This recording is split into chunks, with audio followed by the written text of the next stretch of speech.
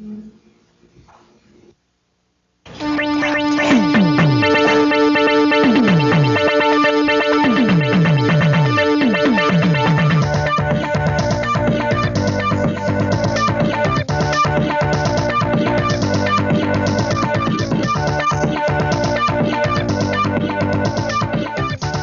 to Concordia Lutheran High School's Video Voice.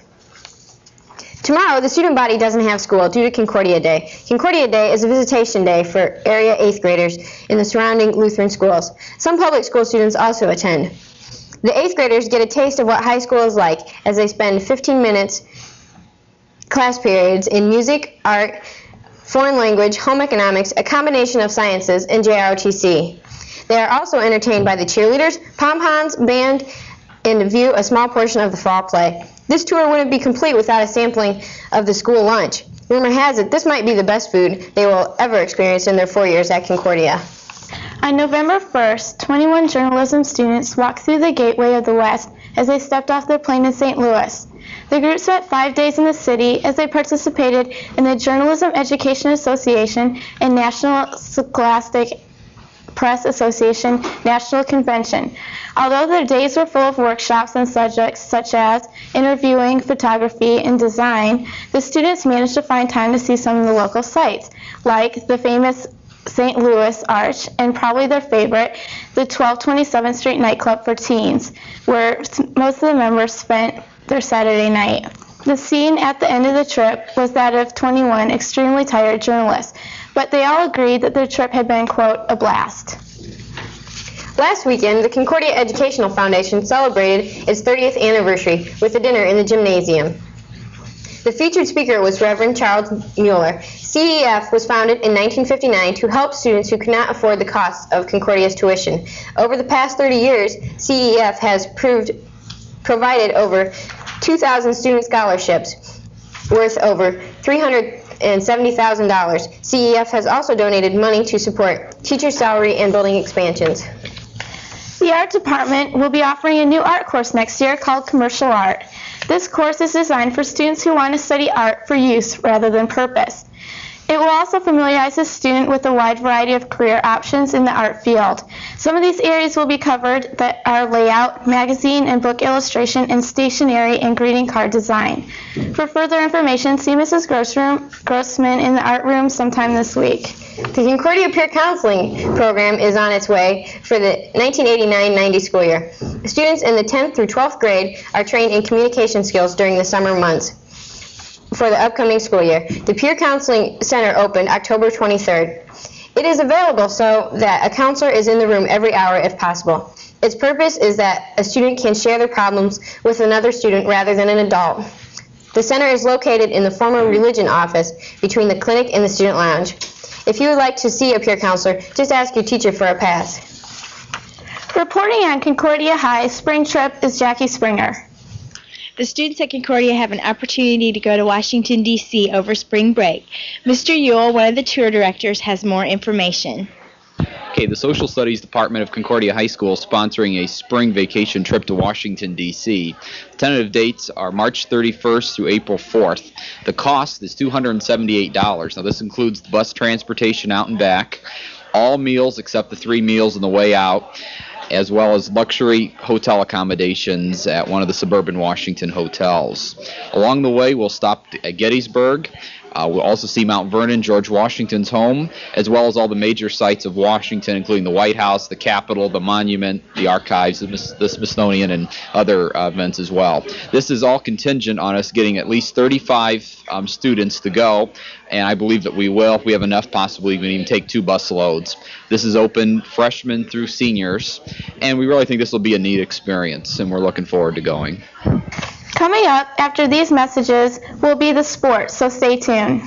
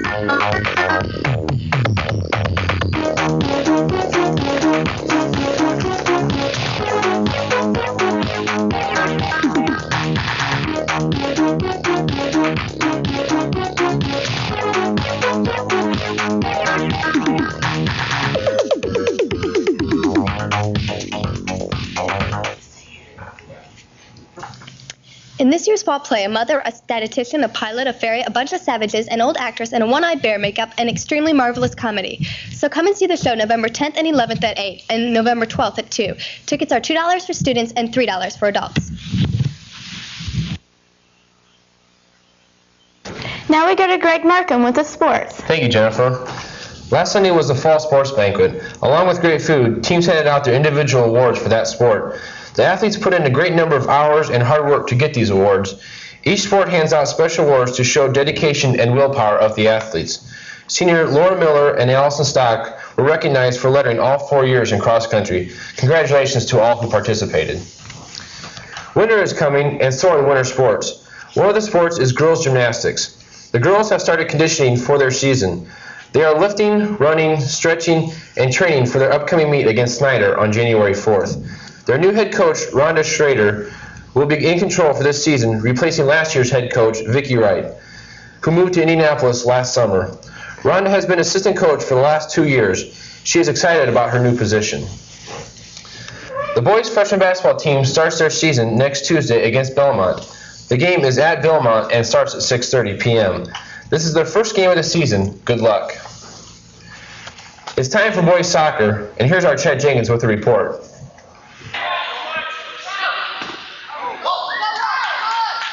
It's soccer season, and some of our guys are playing on a men's league at Tecumseh Recreation Center.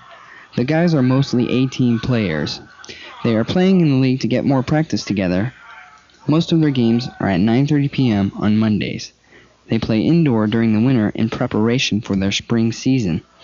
At this time, they have 1 win and 1 loss. In yesterday's game, Eddie Connett scored 2 of the 3 goals, and Gino Kwok added the other. Indoor soccer is very intense and exciting, so come out and give the guys some support. Good luck. Concordia's girls soccer team ended their season with the end-of-the-year awards banquet. Honors awards went to Brittany Duple for Most Improved and to Heather Jones for Most Valuable Player, voted by their teammates. The Winter Soccer League will be starting in January. Sergeant Babbitt said he would like to have an A, and a B, and a C team, also accompanied by an all-senior A team. Good luck to girls in the indoor season.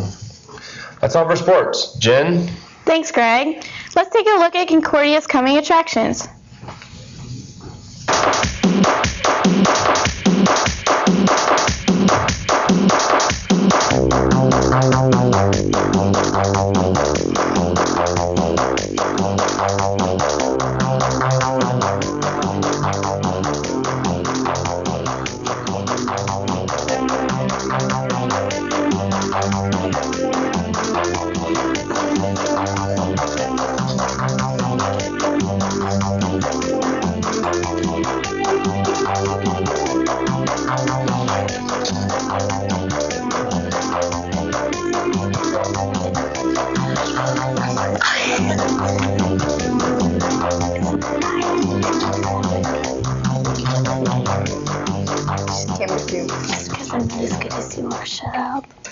Attention, everyone who owns a computer and a modem, please call Concordia's own CHOMP bulletin board system.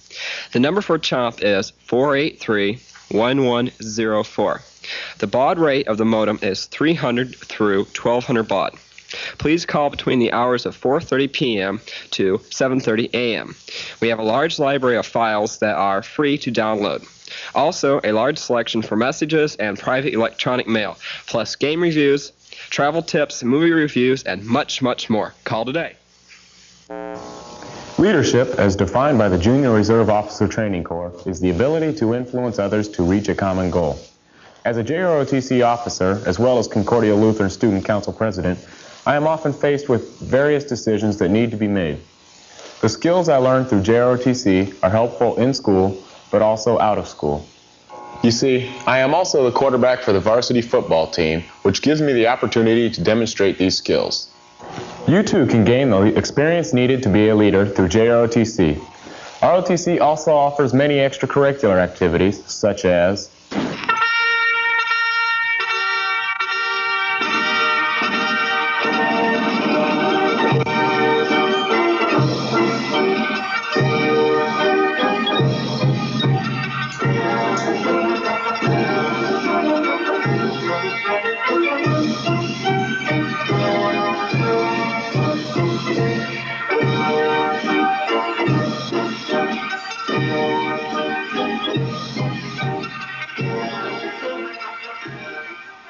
Here's Eric Moley with his commentary on lunch line offenders. Crashing lunch line seems to be a problem at Concordia. Though it's not a new problem, it has recently been drawn to my attention. Well aware of the scandalously short lunch periods, I make an extra effort to get to lunch promptly after the bell rings. Yet it ceases to amaze me how I end up the last person in line. The offenders seem to be the same people every day. Maybe it's an addictive habit, and they are cutting junkies. Whatever the case, please consider this. The world is a messed up place, and I believe we need to start renovating it. I propose that we begin with being considerate to one another, such as waiting your turn in the lunch line. Politeness is a positive thing, and it can only work for you. Try it. Now we go to Kevin Pennell for a quick review of the JROTC campout. On the weekend of October 28th and 29th, the adventure training group of the JROTC went camping off of Leesburg Road. First, they unpacked and set up camp. Then, the JROTC cadets had to navigate by compass through an open field and wooded areas. They also had a lecture on survival techniques and a chance to eat raw eggs. During the day and at night, JROTC cadets ate their packed food, while others ate Army-issued food. At night, the JROTC cadets had a night vision test where they identified the location of sounds and light, like a flare or the unexpected, like a fire that started accidentally from a misguided flare. After the night vision test, the JROTC cadets played Capture the Flag. The next morning, the JROTC cadets had a chapel service led by Cadet Private First Class Eric Neufer. Then Major Beerbaum taught another navigation course. The last thing accomplished was building a solar well to collect water. The JROTC cadets learned many things. Okay, I think the campout was very important because cadets who participated in the fall campout learned about nature, how to get along with nature, how to read a map, the compass, and navigate in an area that they are not familiar with. This campout's basically taught me about leadership and the chain of command. Before this, there's really been not much involved with it, but here it depends all upon your leader where to go and how to accomplish the mission in order to catch your goal for your complete unit. What I think the cadets learned on the fall campout is basically how to set up a camp, which will be beneficial to them for the spring campout, so they can get the camp out quicker. And also, how to work as a team was very important this camp out. If they didn't work as a team, they wouldn't accomplish their basic goal, which was to finish their orienteering course. Although another campout has passed, the next one will be in May of 1990. Julie Kwok, a senior at Concordia, performed with the Fort Wayne Philharmonic on Sunday, November the 5th. She was featured artist playing Middleton's first concerto for piano and orchestra. Kwok made her debut with the Philharmonic in 6th grade when she won the Junior Division Young Artist Competition. This year, she was the recipient of the Senior Division Award. Kwok was playing piano since she was 5 years old. However, she does not intend on playing professional piano. Kwok said, "I just always wanted to play piano as a hobby."